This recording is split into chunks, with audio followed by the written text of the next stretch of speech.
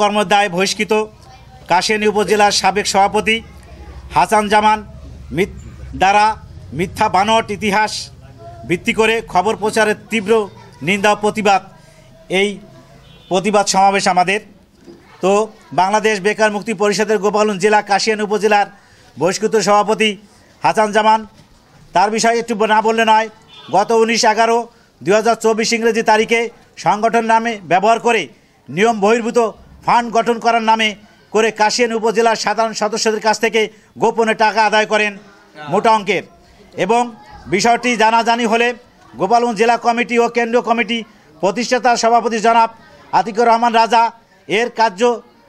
এর কান পর্যন্ত পৌঁছায়। পরে কেন্দ্রীয় কমিটি দ্রুত গোপালগঞ্জ জেলা কমিটিকে নির্দেশ দেন উক্ত বিষয়টি তদন্ত করে সত্য প্রমাণ হলে কাশিয়ানী উপজেলা কমিটি বিলুপ্ত ঘোষণা করা হবে।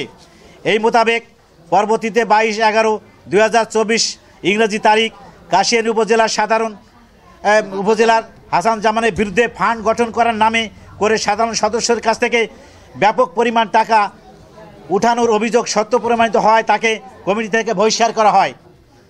এবং পরবর্তীতে পিল্টন ও সাদ্দাম এবং রাইসুল ইসলাম মিনার কাছে বহিষ্কৃত হাসান জামান তার অন্যায় অস্বীকার করেন এবং ভুল ক্ষমা প্রার্থনা পদ পাওয়ার আবেদন জানান।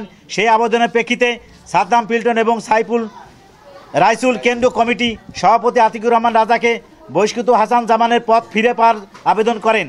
কেন্দ্রীয় সভাপতি হাসান জামানকে সংগঠনের নিষিদ্ধ কর্মকাণ্ডে জড়ানোর অপরাধে পদ ফিরে না দেওয়ার ঘোষণা দেয়। পরবর্তীতে 2/12/2024 ইংরেজি তারিখ হাসান জামান পদ ফিরে না পাওয়ার আক্ষেপে প্রতিহিংসা বশভূত হয়ে কেন্দ্রীয় কমিটির সভাপতি জনাব আতিকুর রহমান রাজার নামে মিথ্যা বানোয়াট ও ভিত্তিহীন সংবাদ প্রচার করেন। আমরা গোপালগঞ্জ জেলার সকল উপজেলা কমিটি সদস্যরা উক্ত মিথ্যা বানোয়াট ও ভিত্তিহীন সংবাদ প্রচারের তীব্র নিন্দা ও প্রতিবাদ জানাচ্ছি। জানা গেছে বহিষ্কৃত হাসান জামান পূর্বে একটি ব্যাংকে চাকরি করত। সেই ব্যাংকে দুর্নীতির অভিযোগে তাকে চাকরি চলে যেতে হয় এবং দুর্নীতি মামলায় সে কিছুদিন জেল খাটে।